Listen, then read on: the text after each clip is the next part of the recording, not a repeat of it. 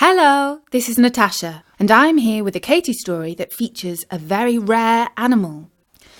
According to official records, there are precisely 0 of them left in the world, but we know differently. You may recall that Katie has a great aunt, who is, of course, a witch. Her name is Chloe, and despite her advanced years, she is still very sprightly and not at all lacking in energy. A few years ago, she invited Katie to come and stay with her to witness a very special event. The horse who lived in the field next to her cottage was due to give birth to a foal. When Katie heard about this invitation, she immediately asked if she could bring her best friend Isis with her. You see, Isis loved horses, and she even owned a pony, which she often let Katie ride. Aunt Chloe agreed, and the visit was arranged. The 2 girls spent Saturday lazing around and chatting, and taking the next-door neighbour's dog for a walk on the heath. The big event happened late on Saturday night. In fact, Aunt Chloe had to get the girls out of bed to see it. When they reached the barn, they saw the beige mare was lying on her side in the hay, and her body was already heaving with contractions. She neighed and grunted, but seemed to understand what was happening, and was not at all stressed. Nor was she bothered that 4 people were watching her, although she turned her head to look at Katie and Isis, as if to say, "Come in, you're just in time to see my foal being born." Her thick tail swished and some water gushed out of her, and then a translucent white sack started to appear. It was slightly torn, and they could see a horse's hoof inside it. Katie felt a special thrill. She thought, "I've seen plenty of magic, but this is different. This is life. This is a miracle." The farmer went over and started to gently tug the hoof to help the foal emerge. Quite soon his head and shoulders were out in the open, and the rest of his body quickly followed. He lay on the hay while his mother licked his damp and mottled hair. He did not remain still for long and started to wriggle. In fact, he had only been born a few minutes before he tried to stand up. His gangly legs splayed wide apart.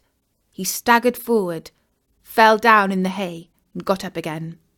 "Oh, he's just been born, and he wants to walk. He's so sweet," exclaimed Isis. She already loved the little foal so much she wanted to hug him and take him home with her. "Do you notice anything unusual about him?" asked Great Aunt Chloe. His legs are very long?" "No, it's quite normal for horses to be born with long legs. In the wild, they have to be ready to run from predators." "Oh, look, he has a perfect white star on his nose," exclaimed Isis. It was hard to see because the rest of him was a light fawn colour. "Yes, he does," said Chloe. "But it's more than that. Can't you see there's a little stump growing out of it?" Actually, it wasn't really visible, not unless you had eyes like Aunt Chloe. But Isis said, "You mean like a unicorn?" She was joking, of course. Chloe replied, "Not like a unicorn. He is a unicorn, my dear." Was Great Aunt Chloe joking? It was hard to tell. Isis giggled. Later on, when the girls were back in bed, Isis asked Katie, "What was all that about a unicorn?" And Katie, who was tired after all the excitement, yawned and said, "Anything is possible in this world. Let's see in the morning." Over breakfast, Aunt Chloe explained that the foal's father was a unicorn, which meant that there was a 50-50 chance that his offspring would be one. "You don't see many unicorns about these days," said Isis dryly. Aunt Chloe nodded as she spread her jam made from very special berries on the toast. She said, "Unicorns were very common in King Arthur's time, but now they are very rare indeed, which is one reason why they are so valuable. The other is that their horns can be ground into powder and used in magic spells. Unfortunately, there are bad people, witches mostly, who steal unicorns and sell them on the black magic market. That is what happened to the father, and I very much fear that the same thieves might come back for the foal." "Oh, how awful!" exclaimed Katy. "He's just been born, and he's already in danger." "Well, I think he's safer now," said Chloe. "But in about a year's time, when he's ready to leave his mother and his horn is showing, we shall have to move him somewhere secret that the thieves don't know about." "I know," said Isis. "He can come and live in the same stable as my pony. Nobody would think of looking for a unicorn there. And Katy and I, oh, how we would just love to take care of him. In fact, Katy needs a pony and she could ride him when he's old enough. Oh, let's do that, Aunt Chloe. Please say you'll let us look after him." "Well, thank you," said Chloe. "I may take you up on that when the time comes." 8 months later, the unicorn, who now had a name, Cupid, came to live with Katy's pony. He had grown quite a bit, but he was still a baby and was tossing his head because he did not know where he had come to. Isis rubbed his neck and said soothingly, There, Cupid. You are going to have a lovely life with us. I know you miss your mother, but this is Hera. She's my pony, and she's going to look after you." And Katy spoke to Isis's pony, saying, "Now, you be super nice to Cupid, because he's only little and he misses his mummy." And Hera nodded because she understood Katy perfectly, and she remembered the day she left her own mother. Cupid's horn was still a little stump, and if anyone asked about it, they replied that it was a growth, and the vet had said it was harmless. As Cupid grew older, they took him out more and more, letting him play in the meadow and sometimes leading him around the pen. Although they tried to keep him away from the other horses, over time more and more people saw him and commented on his horn. By the time he was 3 years old, there was no hiding the fact that he looked just like a unicorn. Katy and Isis were starting to ride him. If he ever tried to kick or bite, Katy spoke to him in his ear, and he liked that so much that he promised to be good. One Friday morning, Isis's mum took the 2 girls to the pony farm super early before school. They went into the stable and could not quite believe their eyes. Cupid's stall was empty. They knew that the stable girl, Emma, sometimes took the ponies out to exercise them, but she usually came in the evenings. The empty stall was truly puzzling and worrying. Katy spoke to Isis's pony. "A man and a woman came in the middle of the night and took her." "But you promised to look after her." "I neighed and whinnied and kicked my stall, but there's only so much I can do when I'm boxed up in here." "Well, I suppose you did your best," said Katy. Now they felt desperate. They went outside. "Shall we call the police?" asked Katy. "Not likely," said Isis. "If we say our unicorn's missing, they will probably lock us up for pranking and wasting their time." "So what are we going to do?" asked Katy. Isis's eyes brightened. "We'd better solve this mystery ourselves," she said with determination, "because we promised to look after Cupid, and so it's up to us to get him back." And suddenly Katy felt better. She pressed her hand against her friend's. They would do this together. The 2 girls looked around and found some heavy track marks. They might have been left there by a horse van. Katy took a picture of the marks with her phone. It was great to find a clue, but it did not really get them much closer to discovering who the criminals were. All day at school, Katy turned the problem over and over in her mind, when she should have been concentrating on things like her maths and geography. But she drew a blank. She felt more and more down. It seemed like the thieves had got clean away. On the way home, she sat next to Isis on the bus. Her friend said, "What do you think they will do with Cupid?" "Sell her, I suppose," replied Katy. And then it hit her.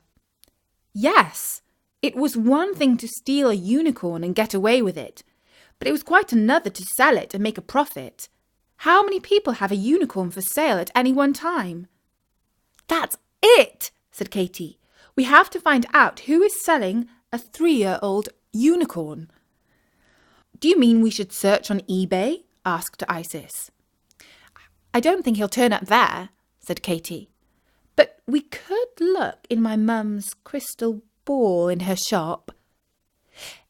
Any witch who has something special to sell lists it on the magic market. And so they got off the bus at the shopping precinct and dropped into the magic shop that Katy's mum owned. "Can I show Isis your crystal ball?" asked Katy. "Sure," said her mum, "but be careful not to buy anything by accident." Katy held the ball in her hands and whispered to it, "I want to buy a 3-year-old unicorn." Colours swirled around inside the sphere, and within a few seconds, there he was, a 3-dimensional image of Cupid inside the ball with a price tag of £10 million. "That's incredible," said Isis.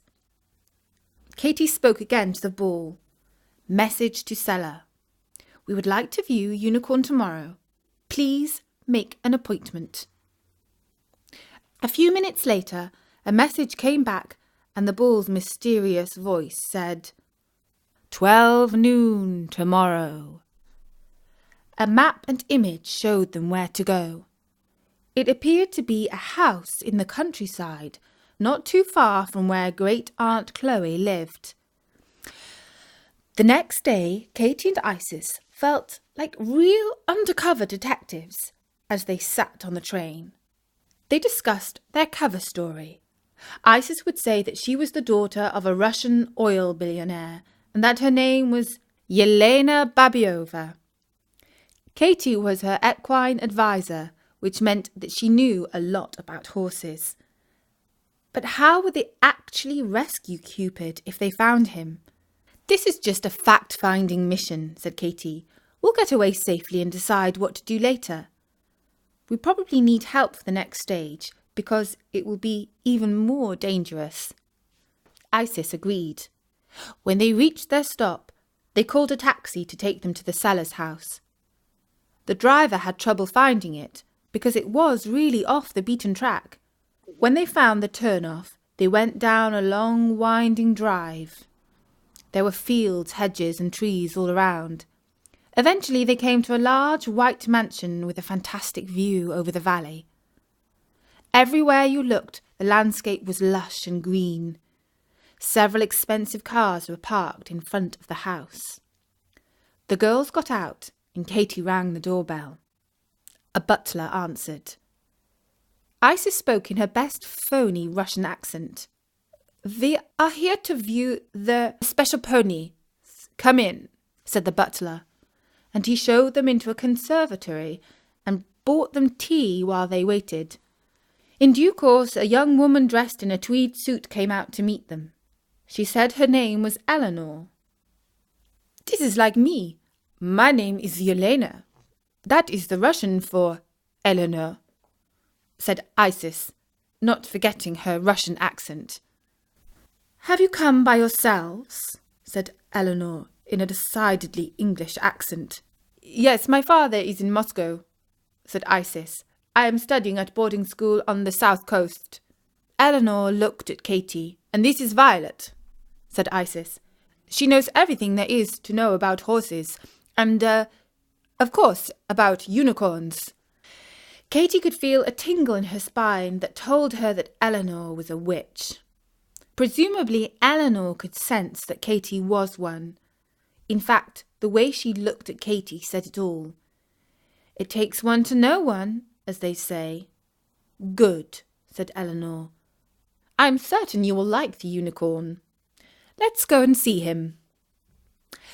They went out to the stables, and yes, joy of joys, there was Cupid. He snorted and did a little dance when he saw his friends. Oh, Cupid, stay still, thought Katy. Don't let on that you know us. Can I ride him? Asked Isis. This was not part of the plan, and Katy wondered if it was a good idea.